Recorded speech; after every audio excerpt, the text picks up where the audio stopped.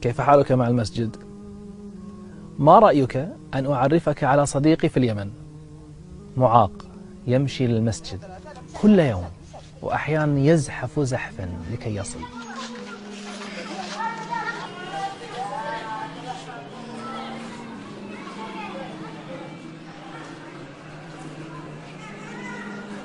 يتعب ولكنه لا يفوت تكبيرة الإحرام.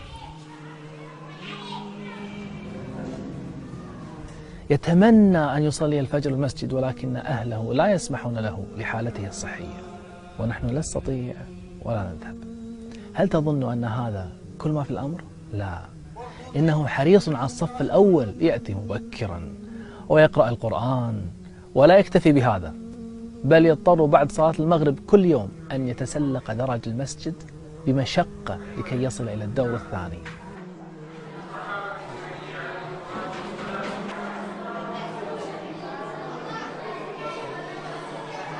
ماذا يوجد في الدور الثاني؟ حلقة تحفيظ القرآن. إنه مشارك في حلقة تحفيظ مع أنه مشلول، يتكلم بصعوبة ولكنه يضغط على إعاقته بإصرار لكي ينطق القرآن بصوته مع ما في ذلك من تعب. عما تسألون عما يعلمون الذين هم فيه مختلفون.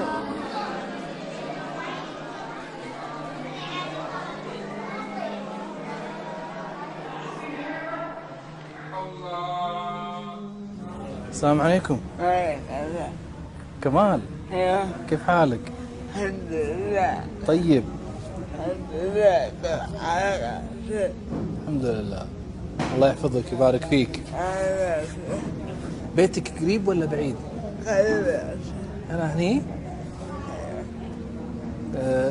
تتعب وأنت تروح؟ يعني ها؟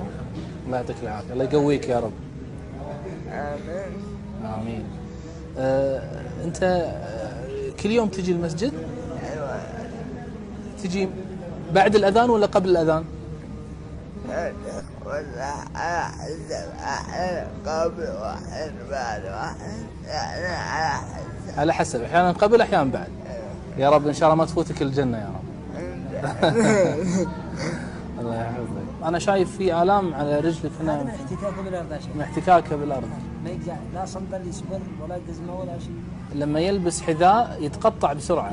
ما يعملش أسبوع القزمة ولا الصندل لأنه يحتاج دائما رجله كذا بالأرض. الله يحميك، الله ييسر. مشكور يا كمال. الله يحفظك. يلا قوم قوم قوم، أعطني يدك أعطني يدك أعطني يدك. بسم الله. يا الله. يلا. سلامتك والله سلامتك. ما شاء الله سريع أنت يا كمال، الحمد لله. يا أتعب. لا ما تتعب إن شاء الله. سابقني سابقني. وبعد أن يصلي العشاء يرجع لبيته، لكن توجد مشكلة، الظلام شديد. كيف يمكنه أن يصل؟ إنه يتعلق بأي مصل خارج من المسجد يساعده بالوصول لبيته مع بعض الإضاءة اليدوية. لماذا كل هذا؟ إنه يحب ما يحبه الله. هذا بيت الله، أنا أحب بيت الله. عذابي فيك عذب وبعدي فيك قرب، أنت عندي كروحي بل أنت منها أحب. حسبي من الحب أني لما تحب